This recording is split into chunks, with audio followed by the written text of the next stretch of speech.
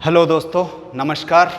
आज हम एक नए टॉपिक को पढ़ने जा रहे हैं। जैसा कि आप देख पा रहे हैं स्क्रीन पे कि आज हम पढ़ेंगे structure of nephron. Her exam के दृष्टिकोण से बहुत महत्वपूर्ण, सभी सब्जेक्ट के विद्यार्थियों के लिए, ऑल कॉम्पिटिटिव एग्जाम्स के लिए नेफ्रॉन से रिलेटेड कई सवाल आते हैं।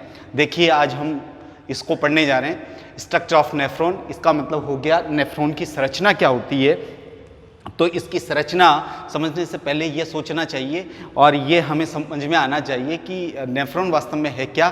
तो आपने इससे प्रीवियस लेक्चर में गुर्दे का आलम यानी स्ट्रक्चर ऑफ किडनी देखी थी और उसमें आपने देखा था कि जो किडनी की यूनिट है वो क्या है, नेफ्रॉन है। तो मैं ये कहूँ इसके बारे में कि जो नेफ्रॉन है वो क्या है, स्ट्रक्चरल यूनिट ऑफ किडनी है, या मैं कहूँ वर्कों की इकाई, वर्कों की संरचनात्मक इकाई का नाम ही क्या है, उसका नाम ही है नेफ्रॉन। इसको हम एक और नाम दे सकते हैं कि जो एक्सक्रीशन की यूनिट होती है वो भी कौन होती है, नेफ्रॉन ही होती है। तो उत्सर्जन इकाई भी कह सकते हैं हम इसको। एक इसके साथ में बात आती है कि एक मैमेलियन किडनी में, या मैं कहूँ कि हमारी किडनी में, इंसान की किडनी में कितने नेफ्रॉन होते हैं। तो ये प्रीवियस वीडियो में जैसा कि हम पढ़ चुके हैं, पर किडनी 1 मिलियन पर किडनी इसके नंबर होता है। और 1 मिलियन का मतलब आप समझते हैं 10 लाख होता है, और 10 लाख का मतलब हो गया कि हमारे अंदर 2 किडनियां हैं, तो 2 से मल्टीप्लाई करेंगे तो 20 लाख नेफ्रॉन हमारी दोनों किडनियों में मिलते हैं। अगर बात रैबिट की करें तो वहाँ पर किडनी केवल 2 लाख होते हैं। तो हम ये नहीं कह सकते कि हर स्पीसीज में समान होती है। नेफ्रॉन की संख्या हर प्राणी में अलग अलग होती है। मानव की बात करें तो हमारी एक किडनी में 1 मिलियन के इर्द गिर्द, तो लगभग हम ये कह सकते हैं कि 20 लाख नेफ्रॉन होते हैं। अगर हम नेफ्रॉन की लंबाई की बात करें कि कितने लंबा है, तो ये डिपेंड करेगा उस गुर्दे पर जिसकी लंबाई हम पढ़ चुके हैं। लेकिन फिर भी हम अगर इसकी लेंथ की बात करें कि नेफ्रॉन कितना लंबा होता है, तो इसकी लॉन्गनेस की बात करें तो ये 3 सेंटीमीटर आता है। और अगर हम विड्थ की बात करें इसकी, तो ये होता है 20 to 60 माइक्रोमीटर। ये नेफ्रॉन के बारे में एक जनरल हमने व्यू देखा। और ये आपने किडनी में देखा था कि जिस तरह से आपने ये किडनी देखी थी, इस किडनी में यूरेटर निकला था, और यहाँ पर आपने देखा था यहाँ ग्लैंडुलर पार्ट दिखाई दिया था, और इसके अंदर तो ये जो पूरा मेडअप है वो किससे है, नेफ्रॉन से है। अब हम देखते हैं कि नेफ्रॉन के कौन कौन से वो पार्ट है जिनको देख करके कि हम समझा सकें कि ये नेफ्रॉन के सारे स्ट्रक्चर में हम स्टडी करेंगे। तो मैंने इसको सुविधा की दृष्टि से 3 पार्ट्स में डिवाइड किया है। पहला पार्ट है प्रोक्सिमल पार्ट, दूसरा middle part, third distal part. Proximal का मतलब होता है समीपस्थ यानी पास का पार्ट। किसके पास का, नेफ्रॉन का। तो नेफ्रॉन के पास का पार्ट देखने के लिए मैंने क्या किया, यहाँ किडनी से एक यूनिट निकाल ली। इसकी एक यूनिट का मतलब एक नेफ्रॉन निकाल लिया, उसको हमने इलेक्ट्रॉन माइक्रोस्कोप में स्टडी किया तो वो इस तरह से दिखाई दिया। तो अब देखिए, हम सबसे पहले इसका समीपस्थ पार्ट पढ़ते हैं, प्रोक्सिमल पार्ट। और प्रोक्सिमल पार्ट आगे वाला होता है यानी पास वाला होता है। तो ये आगे वाला जो पार्ट है इसको मैंने समीपस्थ पार्ट लिख दिया। और समीपस्थ पार्ट में देखें तो क्या क्या मिलता है। देखिए, मैंने 3 चीजों को अंडरलाइन कर रहा हूं मैं। पहला हो गया ग्लोमेरुलस, सेकंड वाला हो गया बोमन्स कैप्सूल, और थर्ड वाला हो गया पीसीटी। पीसीटी का पूरा नाम क्या होता है, मैं लिख देता हूं यहां पर। पीसीटी को हिंदी में हम बोलते हैं समीपस्थ कुंडलित नलिका। समीपस्थ कुंडलित नलिका, ये किसे कहते हैं हम, पीसीटी को कहते हैं भाई। और वैसे इसका फुल फॉर्म क्या हुआ, प्रोक्सिमल कॉन्वोल्यूटेड ट्यूब्यूल्स हुआ। तो हमने देखा कि ग्लोमेरुलस, सबसे पहले समझिए कि ग्लोमेरुलस किसे कहेंगे। तो जो नेफ्रॉन है उसका काम है ब्लड को फिल्टर करना। तो इसको फिल्टर करने के लिए ब्लड आना चाहिए। तो ब्लड लाने के लिए इसमें एक धमनिका आती है। आप जानते हैं कि हमारे किडनी के अंदर रीनल आर्टरी अंदर की तरफ ब्लड जो है पंप कर रही है। तो वो रीनल आर्टरी से ही क्या बन गया, उस रीनल आर्टरी से बन गया एक जो इसके अंदर ब्लड लेके आएगी, उसका नाम है एफरेंट आर्ट्रियोल, या जिसे हम कहते हैं अभिवाही धमनिका। अभिवाही धमनिका। धमनिका क्यों कहा, क्योंकि ये जो वृक्क धमनी थी उसी की ब्रांच है। तो इसके द्वारा ब्लड लाया जाएगा। ये जैसे ही अंदर प्रवेश करेगी नेफ्रॉन के समीपस्थ पार्ट पे, तो इसमें बहुत सारी मैं कहूँ कि एक गुच्छा बना लेगी, ये डिवाइड हो जाएगी, लगभग 50 ब्रांचेज बनाती है। ये अभिवाही धमनिका जो है यहाँ लगभग 50 शाखाओं में विभक्त हो जाएगी, और 50 शाखाओं में विभक्त होने से यहाँ पर एक गुच्छा बन जाएगा, और वो जो गुच्छा है जो कि टफ्ट ऑफ कैपिलरीज का है, ये गुच्छा जो है वही क्या बनाएगा, ग्लोमेरुलस बनाएगा। तो मैं ये कह सकता हूं कि जो एफरेंट आर्ट्रियोल थी, अभिवाही धमनिका थी, इस धमनिका में विभाजन हुआ, 50 तरह की ब्रांचेज बनी, ये सब इकट्ठी हो गई, और इस तरह से एक आप देख पा रहे हैं, इस तरह से एक स्ट्रक्चर फॉर्म हो गई है। और इस स्ट्रक्चर को ही हम क्या कहते हैं, इसी को हम कहते हैं ग्लोमेरुलस। और ये ग्लोमेरुलस जिस स्ट्रक्चर के अंदर जाकर के इकट्ठी है, जहां बैठी हुई है, जहां इसका बेस बना हुआ है, वहां पर एक स्ट्रक्चर आप देख रहे हो, और वो स्ट्रक्चर कौन सी है, वो स्ट्रक्चर है यहां पर ये प्यालेनुमा स्ट्रक्चर। ये देखिए, मैं डबल इसको क्लिक कर रहा हूं, इस तरह से ये प्यालेनुमा स्ट्रक्चर आप देख रहे हो। तो ये जो कप-लाइक स्ट्रक्चर है, ये कौन सा है, कप लाइक स्ट्रक्चर दिखाई दे रहा है। और ये कप लाइक स्ट्रक्चर है, ये क्या है, इसका बोमन्स कैप्सूल है। तो हमने देखा कि जो प्रोक्सिमल पार्ट है उसमें ग्लोमेरुलस हो गया और बोमन्स कैप्सूल हो गया।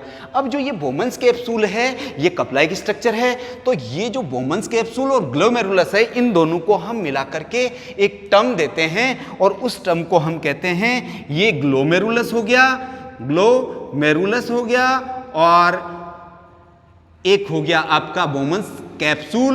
इन दोनों को मिला दो, और मिला करके इनको बोलते हैं हम मेलपिगियन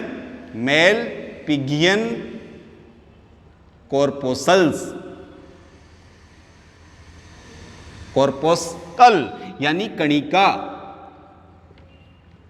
तो ये जो पूरा स्ट्रक्चर यहां से लेके यहां तक का फॉर्म हो गया, ये सारा ग्लोमेरुलस और बोमन्स कैप्सूल, ये क्या कहलाएगा, मेलपिगियन कैप्सूल कहलाएगा। अब हम देखते हैं इस बोमन्स कैप्सूल के नीचे का पार्ट। बोमन्स कैप्सूल के नीचे चलते ही आपको नजर आ रहा है यहां पर एक पार्ट, ये वाला, इसे कहते हैं हम नेक। नेक का मतलब आप जानते हैं, गर्दन। लेकिन ये गर्दन का विशेष रोल नहीं है, इसका काम है आगे वाली जो ये कॉइल्ड स्ट्रक्चर है और ऊपर वाला जो बोमन्स कैप्सूल वाला जो पोस्टीरियर पार्ट है, इन दोनों को देखने पर आप समझ पा रहे हैं कि इनको कनेक्ट करने का काम कर रहा है। तो इनके बाद में यहाँ पर बोमन्स कैप्सूल किस पे टिका हुआ है, नेक पे टिका हुआ है। इसके बाद में हम आ जाते हैं पीसीटी पे। पीसीटी का मतलब मैंने बताया समीपस्थ कुंडलित नलिका, ये प्रोक्सिमल पार्ट है, और समीपस्थ कुंडलित नलिका को आप यहाँ देखेंगे तो किस तरह से नजर आ रही है, ये यहाँ से लेकर के ये वाला पार्ट जो है, यहाँ से लेकर के और यहाँ तक का पार्ट जो ब्लैक कलर में आप देख रहे हो, यही क्या है, यही पीसीटी है। लेकिन इसके दो पार्ट हैं, एक अपर पार्ट जो कि ऊपर वाला है, एक लोअर पार्ट जो कि ये नीचे वाला है। ये कौन है, ये पीसीटी है, ये पी, सी और टी। अब इसको देखते ही आपको समझ में आ रहा है कि जो इसका ऊपर का पार्ट है, ये तो कैसा है, ये तो कोइल्ड पार्ट है, यानी कुंडलित। ये कुंडलित जो शब्द आया है वो इसके ऊपरी पार्ट से आया है, और इसका पोस्टीरियर पार्ट है, ये पोस्टीरियर पार्ट है। ये फर्स्ट पार्ट हो गया, अपर पार्ट हो गया, ये अपर हो गया, और ये लोअर हो गया। और जो लोअर है वो तो होता है सीधा भाग होता है, और अपर पार्ट है वो इसका होता है कुंडलित। तो हमने ये देख लिया कि जो पीसीटी है इसके दो पार्ट हो गए, ऊपर वाला और नीचे वाला। अब देखिए आप, इसके बाद में ये प्रोक्सिमल पार्ट हमने पढ़ा, हम मिडिल पार्ट पे आते हैं और मिडिल पार्ट देखते हैं तो इसमें हेनले लूप मिलता है, ये बीचों बीच है। तो देखिए आप, ये हेनले लूप है, ये किस तरह से दिखाई देता है, ये दिखाई देता है यू शेप। भाई कैसा दिखाई दे रहा है, ये यू के आकार का दिखाई दे रहा है। जिस तरह से हेयर पिन नहीं होती, हेयर पिन लगाने वाली जो कि बालों में लगाती हैं महिलाएं, तो उस तरह की स्ट्रक्चर यहाँ पे देख पा रहे हो आप। और इस पार्ट को देखने पर आप रेड कलर में देखिए, ये पूरा जो रेड कलर आपको दिखाई दे रहा है, ये यहाँ से लेकर के ये पूरा ये वाला यहाँ से लेके यहाँ तक का जो ये पार्ट है, ये कैसा पार्ट है, ये है हेनले लूप। ये कैसा पार्ट है भाई? हेनले लूप है। और ये हेनले लूप यहां से लेकर के यहां तक का पार्ट है। ये यू आकार का है, लेकिन इसको देखें तो एक पार्ट तो इसका नीचे की ओर ट्रेवल कर रहा है और दूसरा पार्ट इसका ऊपर की ओर ट्रेवल कर रहा है। तो जो नीचे की ओर ट्रेवल करेगा उस पार्ट को हम बोलते हैं अपवाही भुजा। उस पार्ट को क्या कहते हैं? अपवाही भुजा। और जो ऊपर की ओर ट्रेवल कर रहा है, इसको बोलते हैं अभिवाही भुजा। तो ये असेंडिंग पार्ट हो गया, ये डिसेंडिंग हो गया। लेकिन यहां देख करके आपको डायग्राम को अगर एक बार आपने अच्छे से दिमाग में सेट कर लिया तो आपको किसी चीज को रटने की आवश्यकता ही नहीं है। क्यों? क्योंकि आप देख रहे हैं कि जो डिसेंडिंग पार्ट है इसमें भी मैंने ऊपर का पार्ट चौड़ा बनाया है, नीचे का सकड़ा बनाया है। और इसमें असेंडिंग में नीचे का पार्ट मैंने सकड़ा बनाया है, ऊपर का चौड़ा बनाया है। जो ऊपर के जो पार्ट है इन दोनों का डायमीटर यहाँ की जो ट्यूब्यूल है और यहाँ की जो ट्यूब्यूल है उन दोनों के इक्वल है। और जबकि नीचे वाले का डायमीटर कम है, तो हम ये कह सकते हैं कि हेनले लूप एक ऐसी स्ट्रक्चर है जिसमें कि एक तो वो पार्ट है जो कि पीसीटी के बराबर डायमीटर वाला है, वो ऊपर की ओर होगा, और एक वो है जो कि पतला पार्ट है जो कि नीचे की ओर होगा। तो हम ये कह सकते हैं कि जो असेंडिंग और डिसेंडिंग लिम्ब हैं, असेंडिंग और डिसेंडिंग, उनमें दो तरह की स्ट्रक्चर मिलती है। एक तो इसका मिलता है थिक पार्ट, ये डिसेंडिंग का हुआ। एक मिलता है इसका थिन पार्ट। थिन का मतलब आप समझते हो पतला, ये तो है मोटा और ये है पतला। तो मोटा और पतला ये किसमें हुआ? ये हुआ अपवाही भुजा में हुआ। ऐसे ही अगर आप भुजा देखे, कौन से वाली भुजा देखिए? ऊपर वाली, यानी अभिवाही। इसमें नीचे की ओर तो कैसा पार्ट हो गया? ये नीचे की ओर, नीचे का जो पार्ट है वो कैसा हो गया?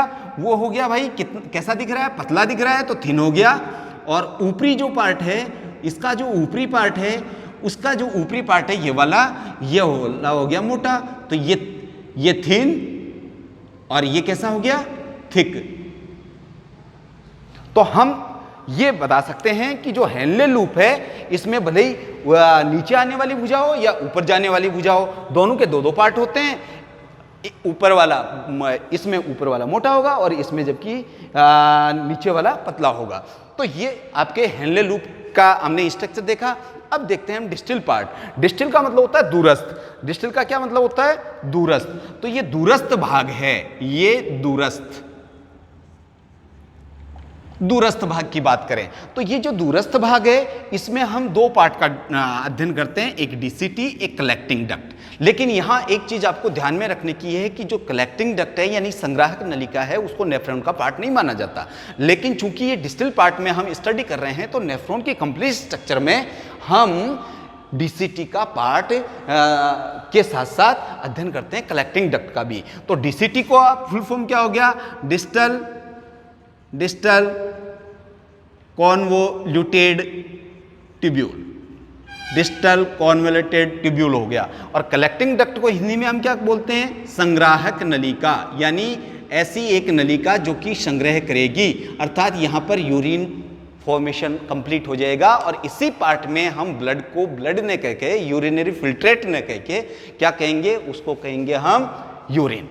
तो ये डीसीटी देखिए, डीसीटी देखें तो मेरे को यहां नजर आ रही है हाईली कॉइल्ड स्ट्रक्चर दिखाई दे रही है। ये कैसी है? कुंडलित नलिका है, इसलिए हम इसको हिंदी में दूरस्थ कुंडलित नलिका कहते हैं क्योंकि ये दूर है। इसको समीपस्थ इसलिए कहते हैं क्योंकि ये नेफ्रॉन के अगले भाग के पास में है। और ये ओपन हो जाती है किसमें? ये वाली जो नलिका है इसे बोलते हैं संग्राहक नलिका, इसको बोलते हैं संग्राहक नलिका या कलेक्टिंग डक्ट। और इसका काम क्या है? इसका काम है जो दूरस्थ कुंडलित नलिका के द्वारा फिल्ट्रेट आया है कंप्लीट होकर के, उसको जैसे ही वो इसमें आ जाएगा तो इसमें इसको कहेंगे यूरिन। और इस यूरिन को इकट्ठा करेगा, बहुत सारी कलेक्टिंग डक्ट आकर के एक दूसरे में खुलती रहती है जैसा कि मैंने ये बनाया है। और इसका अगला जो पार्ट है वो आकर के जहां कलेक्टिंग डक्ट संग्राहक नलिका ओपन होती है उसको बोलते हैं डक्ट ऑफ बेलिनी। ये बेलिनी की नलिका है भाई। और बेलिनी की नलिका जो है ये आपने देखा था कहाँ खुल रही थी? ये पिरामिड में खुल रही थी। ये किस में खुलती है? ये ओपन इनटू पिरामिड्स।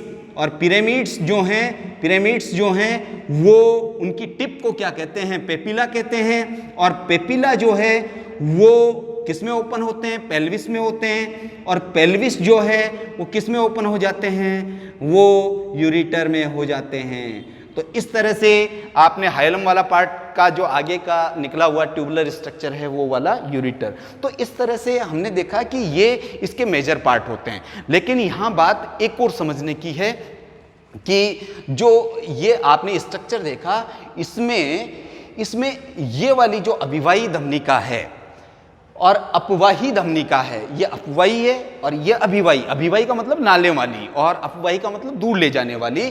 तो ये जैसे ही इसके अंदर एंट्री करेगी तो ये आएगी कहाँ से, ये अभिवाही धमनिका कहाँ से आई।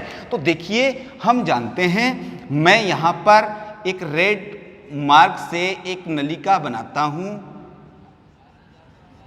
इस तरह से। ये क्या है, ये है वृक्क धमनी। ये क्या है, वृक्क धमनी। ये है वृक्क धमनी और यही आगे चल करके क्या बनाएगी, अभिवाही धमनिका बनाएगी। और दूसरी तरफ मैं एक बनाता हूं क्या, ब्लू कलर से एक लाइन डाल दी है मैंने। ये ब्लू कलर से, ये क्या है, ये ब्लू कलर वाली है वृक्क सिरा। ये क्या है भाई, वृक्क सिरा है। और ये वृक्क सिरा आगे जाकर के क्या बनाने वाली है, ये वेन्यूल बनाने वाली है, यानी सिरिकाएं बनाने वाली है। इससे बहुत सारी ब्रांचेज बनने वाली है। अब यहाँ पर एक चीज आपको याद रहनी चाहिए कि भाई ये आगे जाकर के किस तरह से वापस लौटेगी। तो इसको लौटने के लिए आपको दो सिस्टम पढ़ने पड़ते हैं। एक को हम बोलते हैं, देखिए ये आगे जाकर के बहुत सारी ब्रांचेज बना देगी और ये ब्रांचेज जो है ये समीपस्थ कुंडलित नलिका, दूरस्थ कुंडलित नलिका, इन सबको घेर के रखेगी और इन सबको घेर करके एक नेटवर्क बना देगी। उस नेटवर्क को आप देख पा रहे हैं, ये वाला जो नेटवर्क है, इस नेटवर्क को आप कहते हैं क्या, पेरी ट्यूबुलर। इस नेटवर्क को पेरी ट्यूबुलर कैपिलरीज नेटवर्क, इसको हिंदी में हम बोलेंगे परिनलिकीय सिस्टम या जाल।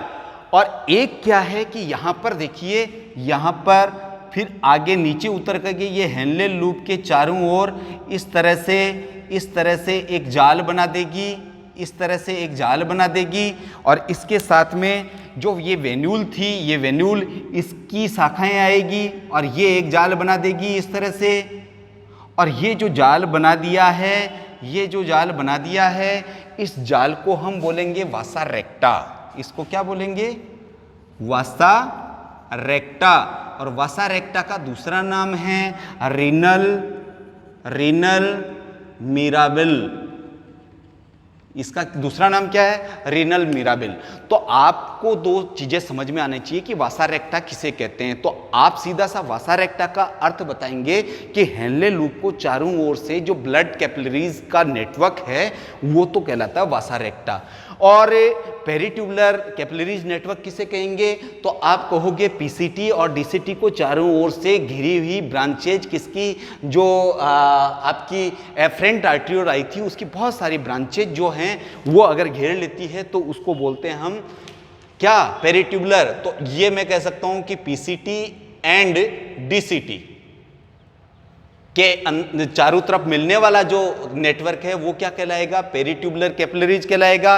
और वासा रेक्टा किसे कहेंगे, वासा रेक्टा कहेंगे जो हेनले लूप के चारों ओर मिलेगा। हेनलेज लूप जो होगा उसके चारों ओर मिलने वाला जो नेटवर्क है वो क्या कहलाएगा, वासा रेक्टा कहलाएगा। इसके साथ साथ में मैं एक चीज़ और कहना चाहूँगा आपको कि जो ये सारा हमने स्टडी किया, इसमें कई बार पूछा जाता है कि कौन से पार्ट में कौन सी एपिथेलियम होती है। तो मैंने प्रयास किया है कि उनको एक जगह करके हम एक जगह पढ़ पाएँ। तो देखिए मैंने यहाँ पर लिखा है मेलपिगियन कॉर्पोस्कल्स, यानी इसका मतलब आप समझ गए ग्लोमेरुलस और बोमन्स कैप्सूल दोनों की बात कर रहा हूँ, जहाँ पर बहुत सारी पोडोसाइट सेल्स मिलती है यहाँ पर। तो यहाँ पर स्क्वैमस यानी सल्की उपकला मिलती है इन दोनों में। नेक में देखें तो यहाँ पर भी सल्की उपकला मिलेगी, लेकिन इसमें क्या होगा, सिलिएटेड होगी। अब सीलिया स्टार्ट हो गए हैं। और कुबॉइडल का मतलब होता है घनाकार, ये पीसीटी में मिलेगी घनाकार उपकला, और हेनले लूप में दोनों मिलती हैं। कौन कौन सी, स्क्वैमस में मिलेगी और आपका कुबॉइडल भी मिलेगा। स्क्वैमस कौन से पार्ट में मिलेगी, ये मिलेगी डिसेंडिंग पार्ट में, ये मिलेगी डिसेंडिंग पार्ट में, डिसेंडिंग पार्ट में मिलेगी, और कुबॉइडल किस में मिलेगी, असेंडिंग पार्ट में मिलेगी। इसके बाद में डीसीटी की बात करें तो कुबॉइडल और कलेक्टिंग डक्ट में भी कुबॉइडल जिसमें कि ग्रंथिल होगी, यानी इसके ऊपर भी सीलिया मिलेंगे। अब यहाँ सिलिएटेड मैंने टर्म यूज किया है, तो सिलिएटेड कैसे होगी, तो क्या करते हैं हम यहाँ से एक टुकड़ा लेते हैं पीसीटी का और यहाँ देखने की कोशिश करते हैं। इस तरह से मैंने टुकड़ा ले लिया एक, और इसको अंदर से देखा तो इस तरह से इसमें बहुत सारे सीलिया नजर आएंगे, फिंगर लाइक प्रोजेक्शन। तो हम कह सकते हैं कि माइक्रो विलाई बहुत सारे मिलेंगे पीसीटी में। और इस पीसीटी पे माइक्रोविलाई मिलने के साथ साथ और क्या मिलेंगे, इसमें आपको इस तरह की स्ट्रक्चर नजर आएगी बहुत सारी। इन स्ट्रक्चर को हम कहते हैं माइटोकॉन्ड्रिया। तो हम ये कह सकते हैं कि माइक्रोविलाई और माइटोकॉन्ड्रिया बहुत ज़्यादा मात्रा में किसमें मिलते हैं, पीसीटी में। तो सबसे ज़्यादा अगर सुषमांकुर की बात करें या माइटोकॉन्ड्रिया की बात करें तो वो मिलेंगे पीसीटी में। अच्छा, हमसे ये पूछा जाए क्या हेनले लूप में माइक्रोविलाई और आपके माइटोकॉन्ड्रिया मिलते हैं या डीसीटी में मिलते हैं या नहीं मिलते, या कलेक्टिंग डक्ट में मिलते हैं या नहीं मिलते, तो आपका जवाब यस में होना चाहिए। लेकिन यहाँ मेन डिफरेंसेस जो हैं वो ये हैं कि जो माइक्रोविलाई और माइटोकॉन्ड्रिया जैसे जैसे आप नीचे चलोगे, यानी पीसीटी से हेनले लूप से आप जाओगे डीसीटी में यानी दूरस्थ कुंडलित नलिका, और वहाँ से चले जाओगे आप कलेक्टिंग डक्ट में, तो ये नंबर कम होता जाएगा। तो हम ये कह सकते हैं कि सबसे ज़्यादा जो एक्टिव पार्ट है, जहाँ एटीपी की आवश्यकता बहुत ज़्यादा पड़ती है, वो कौन सा पार्ट है, वो पीसीटी है। और यही कारण है कि यहाँ पर माइक्रोविलाई यानी सुषमांकुर, फिंगर लाइक प्रोजेक्शन और माइटोकॉन्ड्रिया का नंबर बहुत ज़्यादा मिलने वाला है। तो अब हम ये देखते हैं कि अगले वीडियो में हम ये प्रयास करेंगे कि एक तो इनकी एपिथेलियम की कोई छोटी सी ट्रिक बने, और इसके साथ साथ यूरिन फॉर्मेशन किस तरह से हमारी किडनी करती है और हम जिंदा रह पाते हैं और लगातार सर्वाइव कर पाते हैं, और ऐसी कौन कौन सी वो चीज़ें हैं जिनकी वजह से यूरिन फॉर्मेशन में रुकावटें आती हैं या ज़्यादा प्रोड्यूस हो जाता है। तो ये चीज़ें हम अगले वीडियो में पढ़ने का प्रयास करेंगे। आप ज़रूर स्क्रीनशॉट ले सकते हैं इसका। और thank you for watching.